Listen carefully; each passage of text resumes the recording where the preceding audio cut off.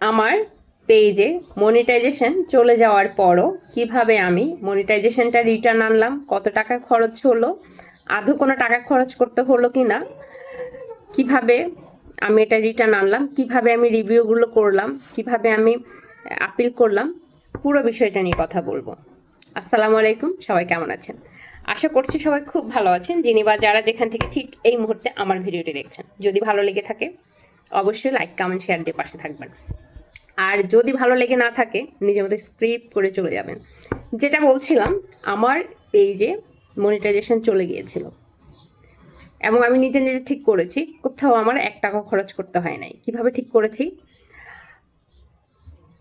প্রথম আমি আসলে আবেগ আপ্লুত হয়ে যাচ্ছি যখন আমি দেখলাম যে কন্টেন্ট মনিটাইজেশন সেট আপটা আসার পরও আমার পেজে ঠিক এর 1 মাসের মধ্যে আমার মনিটাইজেশনটা রেস্ট্রিক্টেড, মনিটাইজেশনটা নিয়ে গিয়েছে ফেসবুক। আমি একদম কোনো ধরনের বিব্রত না হয়ে আমি এটাকে সর্বপ্রথম খুব ধৈর্য সহকারে হ্যান্ডেল করলাম। আমি মনে করলাম যে যেটা আমার ভাগ্যে আছে সেটাই হবে, যেটা হওয়ার ছিল সেটাই হবে। এরপর আমি টানা 1 মাস একদম এই বিষয়টা নিয়ে আমি মাথা ঘামাই নি। আমি আমার অন্য পেজে কাজ করেছি, ইভেন এই পেজে নিয়মিত লাইভ করেছি।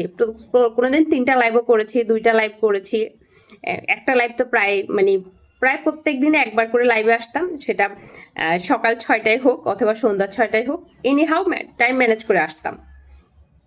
তারপর হচ্ছে ইউটিউবে এমন কোনো ভিডিও নেই রেস্ট্রিক্টেড মনিটাইজেশন নিয়ে আপলোড করা আছে কিন্তু আমি দেখি নাই। অসংখ্য ভিডিও দেখেছি, কোনো একটা ভিডিওতে আমি ক্লিয়ার করে পাইনি যে এক্স্যাক্টলি জিনিসটা এতদিন লেগেছে, এতদিনের মধ্যে হবে, এতদিন লাগবে, এমন কোথাও বলেনি। সবাই বলছে 2 দিনের মধ্যে আমার মনিটাইজেশন চলে আসছে, 3 দিনের মধ্যে রিকমেন্ডেশন সাসপেন্ড ঠিক করে ফেলছি, 24 ঘন্টার মধ্যে এটা করে ফেলছি, 72 ঘন্টার মধ্যে সেটা করে ফেলছি। কিন্তু আমি আমার অভিজ্ঞতা দিয়ে যেটুকু দেখলাম, আমি কোনো একটা পরিপাটি গোছানো ভিডিও পাইনি ইউটিউবে। এটা আমার জন্য খুবই দুঃখজনক। আমি আমাদের দেশের কারো ভিডিও পাইনি।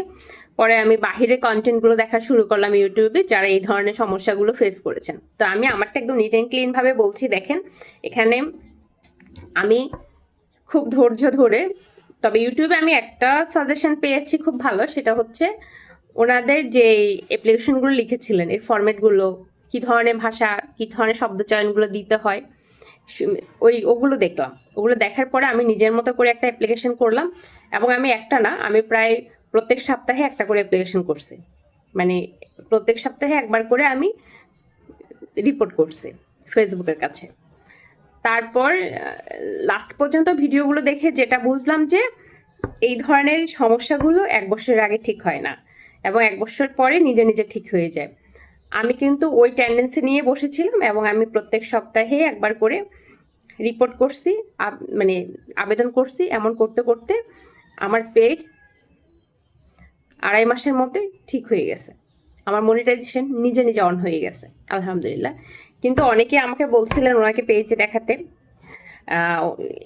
অনেকে আমাকে বিভিন্ন ধরনের অ্যামাউন্টও বলেছিলেন, কিন্তু আমি কোনো কিছুতে যাইনি। আসলে আমি দেখতে চেয়েছিলাম আমার সাথে কি হচ্ছে, কি হয়।